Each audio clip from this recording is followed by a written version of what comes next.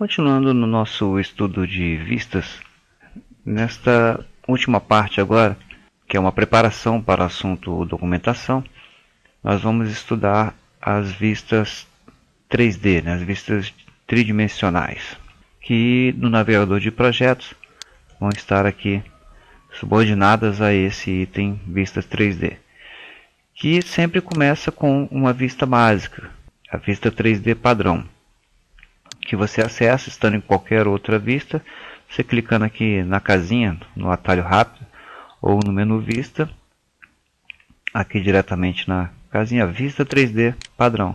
Ele migra a vista ativa para esta vista 3D, que não deve, via de regra, ser usada como uma vista a ser implantada no seu desenho, uma vista de trabalho. Claro que quem já chegou nesse nível do curso aqui já está bem avançado, já tem um bom entendimento dessas vistas, mas é importante sempre dar uma revisão e ver alguns itens que são conceituais, que às vezes a gente passa batido. Então vamos lá. Primeiramente, para manipular a vista, eu vou usar basicamente a rodinha do mouse. Para frente e para trás, ele vai dar um zoom. Se eu pressiono a bolinha do mouse, a rodinha do mouse para baixo, ele vai dar um pan. Se simultaneamente eu seguro a tecla Shift, ele vai rotacionar a visualização da tela. E se eu pressiono o Ctrl, ele vai dar o zoom, que teria o mesmo efeito de eu simplesmente rodar a rodinha do mouse sem pressionar nenhuma tecla, sem pressionar a própria rodinha ou qualquer tecla no seu teclado. Existem dois tipos de vista 3D no Revit: a vista ortogonal e a vista em perspectiva. A vista ortogonal é uma vista, vamos dizer assim, artificial, mas é uma vista onde todos os elementos, estando longe ou estando perto do observador, que aqui é tratado como câmera, eles mantêm a mesma dimensão. E a vista em perspectiva é aquela que a gente vê, naturalmente, os objetos mais ao longe, eles acabam ficando menores no plano de visualização. Então vamos começar vendo como se criam esses dois tipos de vista. É bem simples. Eu vou aqui na vista 3D, ou aqui mesmo em cima no atalho rápido, na setinha, e vou colocar uma câmera. Certo? Quando eu clico no botão câmera, naturalmente ele vai criar uma vista em perspectiva. Observe aqui na barra de opções que ele cria uma vista em perspectiva.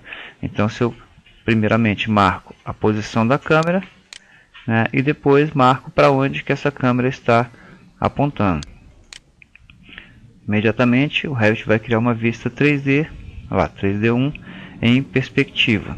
Nessa vista eu tenho aqui a caixa de recorte, que eu posso manipular abrindo um pouquinho, mas a gente já viu em outros assuntos aí que isso causa alguma distorção. Depois a gente explora isso. Mas vamos voltar antes lá para o térreo para criar uma vista ortogonal. Reparem que, voltando só um pouquinho para aproveitar aqui, quando eu estou aqui na vista 3D1, a janela de recorte dessa vista, ela está selecionada. Então, quando eu venho para a planta do térreo, essa câmera aqui aparece. Daqui a pouco a gente vê isso daí, mas guardem essa observação aqui. Vou clicar fora, ela some. Vou vir aqui agora de novo em câmera, câmera, e vou retirar a opção perspectiva. E aí me aparece a opção escala.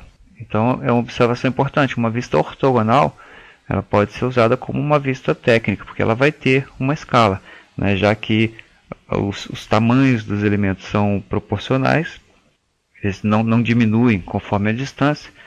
Deslocamento 1,75 é a altura do observador. Eu clico aqui, mesma coisa, e reparem já que ele não tem uma abertura, como a outra câmera, ele simplesmente coloca um ponto alvo no final. Está aí criada a minha vista 3D ortogonal.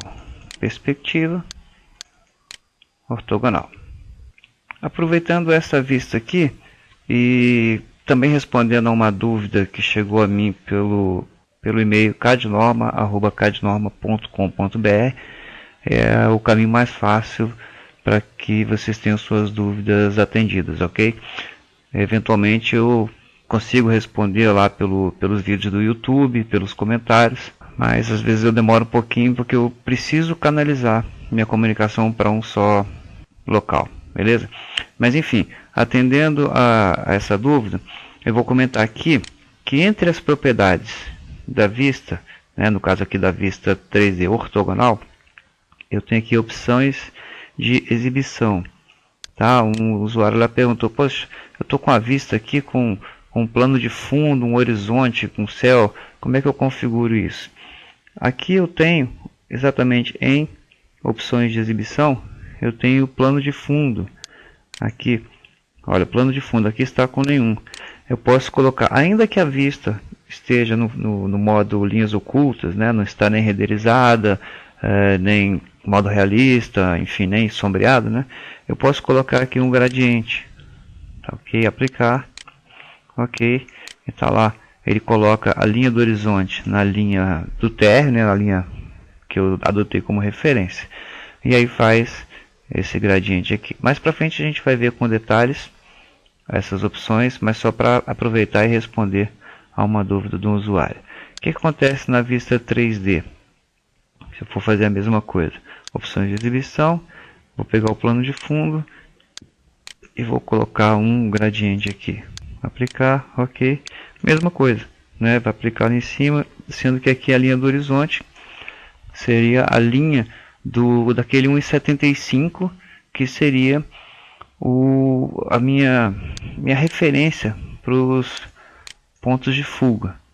E essa linha do horizonte ficaria na altura do olho do observador. Continua valendo também a outra forma de criar vistas, né? A partir de uma vista 3D, você clica aqui com o botão da direita, duplicar a vista. Duplicar, você cria uma nova vista. E aí você pode manusear aqui dentro, né, tranquilamente.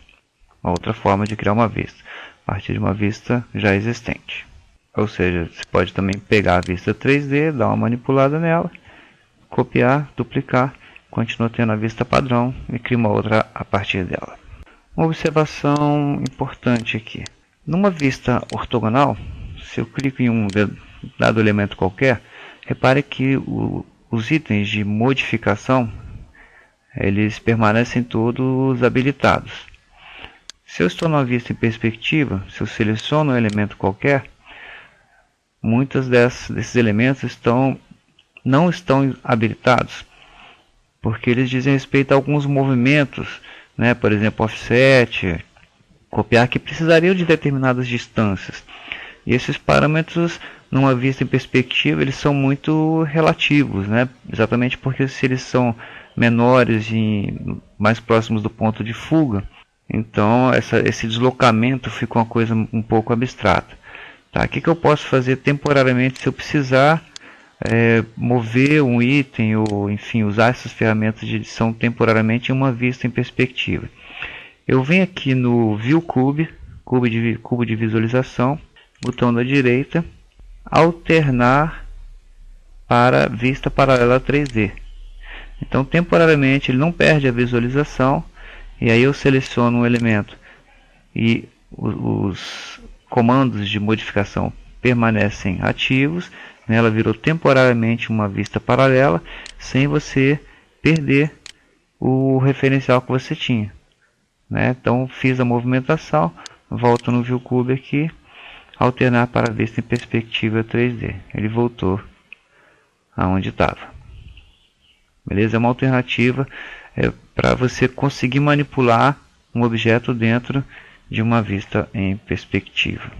Com uma pequena ressalva: se você esconder, ocultar a região de corte, né, esse limite aqui, não vai estar habilitada essa opção de alternar para a vista paralela. Tá, ok? Ele precisa dessa lista de corte como referência para poder manter os padrões de visibilidade. Tá? Uma propriedade do Revit, não tem muito para onde correr. E uma outra observação também muito importante sobre vistas em perspectiva. Muitos elementos são bloqueados aqui em função da própria condição dimensional dessa vista, né? Então, por exemplo, eu não consigo aqui colocar anotações nessa vista. Se eu precisar fazer observações nessa vista, né, e puxar itens aqui, enfim, textos, né, eu vou ter que colocar essa vista lá na folha e fazer essas observações na própria folha, tá, ok? Como se fosse uma viewport dentro do Paper Space do AutoCAD, para fazer um paralelo. Isso significa que se eu vier aqui alternar para a vista 3D, né, paralela, aí é uma vista paralela, uma vista ortogonal, eu posso vir aqui e adicionar um texto. Coloco um texto qualquer aqui. Vamos visualizar aqui. É como se fosse telhado, telha colonial, enfim, qualquer observação que eu queira colocar. Quando eu retornar para alternar para a vista perspectiva 3D, ele vai me colocar essa observação, que esse elemento não é suportado em uma vista perspectiva. Então a gente dá a opção de você duplicar essa vista sem anotações e conjuntos e manter essa cópia aqui ortogonal. Tá? Se eu responder não, ele cancela o comando. Se eu responder sim, ele cria, essa vista passa a ser uma vista ortogonal e ele cria uma nova vista em perspectiva. Ok? Então nem todos os elementos eles são suportados na vista em perspectiva. Muita gente também já perguntou, puxa, eu não consigo botar um texto. Cota então nem pensar, né? Não vou conseguir colocar cota em uma vista em perspectiva. E a gente nem usa isso nos nossos projetos, né? Cota propriamente dita. Um movimento muito interessante. Eu acho que eu até já mencionei isso em alguns outros vídeos, mas vamos lembrar aqui. Eu vou selecionar esse conjunto aqui, banheiro de empregada mais dispensa. Ok, selecionei esses dois ambientes, por assim dizer.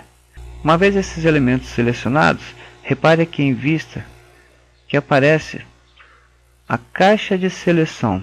Isso é muito interessante. Tá? Quando eu clico aqui, o que acontece? Os elementos selecionados eles são isolados numa caixa de recorte dentro da vista 3D padrão.